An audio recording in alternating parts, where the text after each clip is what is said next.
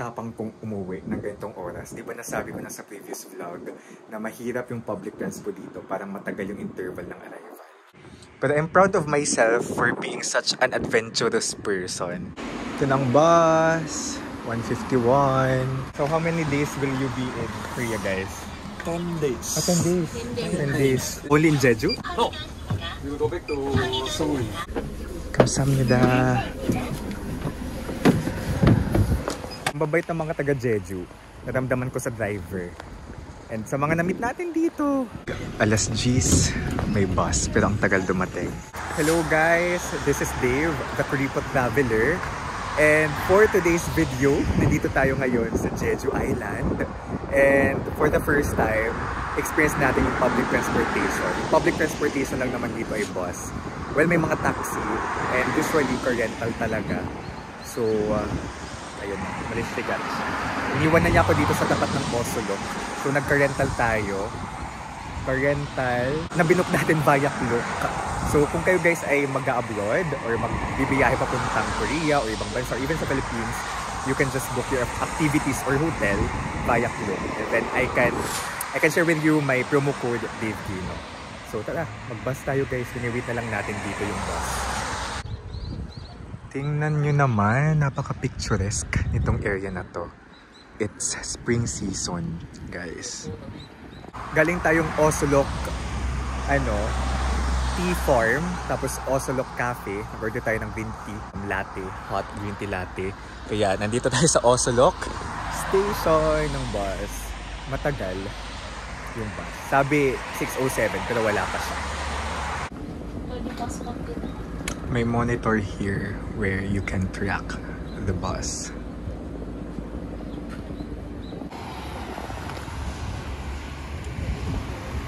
My gosh! Medyo matagal guys yung bus. Parang hindi siya on time. Sa Naver Maps nakalagay 6:07 pero 6:12 na. Wala pa rin yung bus. Kaya recommended talaga dito sa Jeju. Mag-car-rental na lang kayo para at least hawak niyo yung oras. This is very unlike Seoul na on time dumarating yung bus. So Jeju, yun lang. Medyo mahirap yung public transport.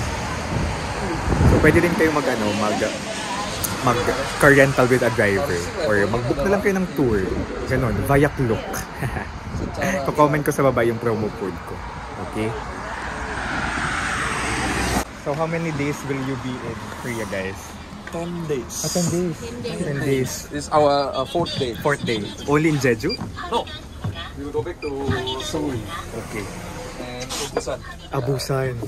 Alright guys, so itatap yung i-monitor doon. Nalibang tayo kasi may mga na-meet tayo from Indonesia. There.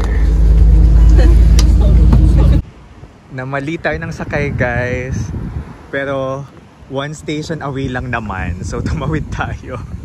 My gosh, feel. Wait. Ito. Pero may na-meet naman tayong Indonesia. Nakakatuwa. Ito ng bus. 151. Let's go.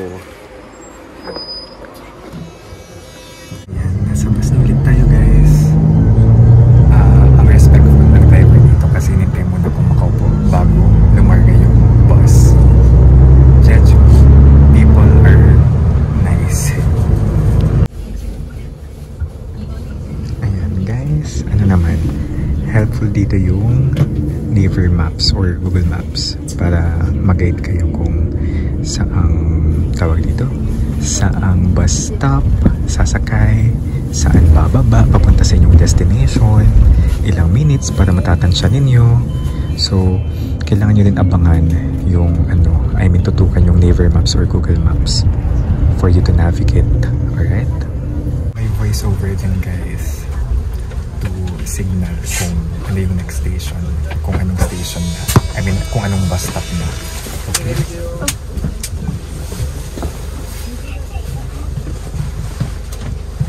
Cozy lang dito sa bus.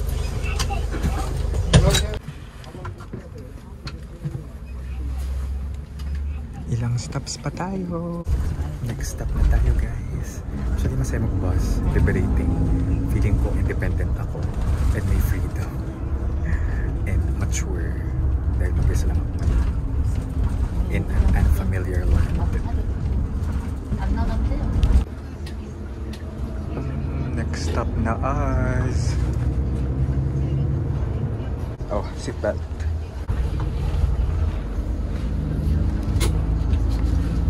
Pag nasa front guys, need mag seatbelt. I was told by the driver to wear the seatbelt.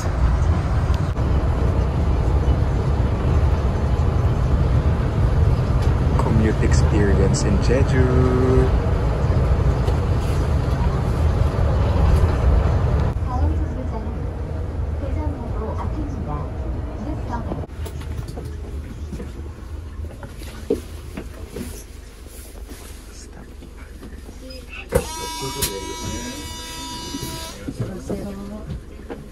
감사합니다.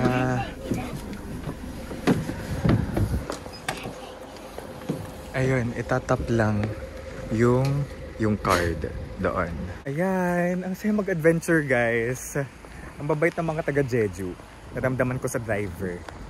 And sa mga na-meet natin dito, in general. So ngayon, uso din yung transfer dito kung malayo yung pupuntahan ninyo. So make sure talaga na may maps kayo.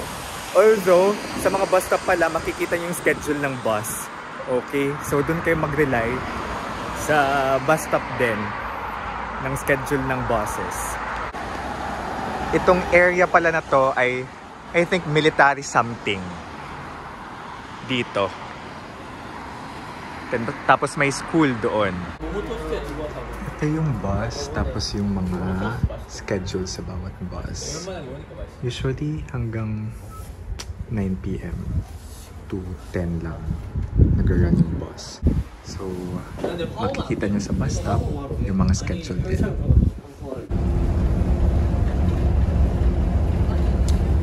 This is our second and last bus.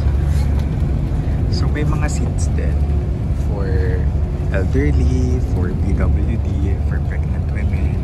So, wag natin upuan. So, umupo tayo sa mga seats na not for PWD, pregnant women, and elderly, okay?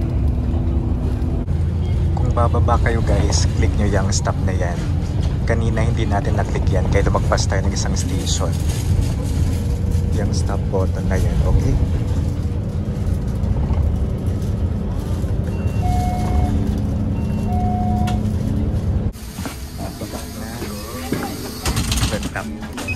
Thank you. Okay, survived. We made it here. Alright guys, we survived the adventure sa bus. So, kailangan nyo lang ng T-Money card. Mabibili nito sa convenience store para makapag-bus. So, ito namang T-Money card, magamit din siya sa Seoul, sa Busan, anywhere in Korea na public transportation system. Sana kahit pa paano nakatulong yung vlog na ito. Okay lang din naman pala yung bus na experience. May mga dumarating talaga na bus. Okay, pero not as frequent as yung dating ng bus sa Seoul. And it's relaxing, convenient umupo, mababait yung driver. Actually, pating students mababait. Like, pinauna ko sila. Tapos sabi na, kasi nagbabaw. Diba yun yung show of respect nila dito. So, thank you so much guys for watching. Again, book your activities via Klook. Yan. Happy spring season. Share ko lang guys, ang tapang kong umuwi ng ganitong oras. Di ba nasabi ko na sa previous vlog na mahirap yung public transport dito, parang matagal yung interval ng arrival. Tingnan nyo naman. But I'm proud of myself for being such an adventurous person. This is an experience, umuwi sa hotel ng alas 10. Epilogue, alas 10 may bus pero ang tagal dumating.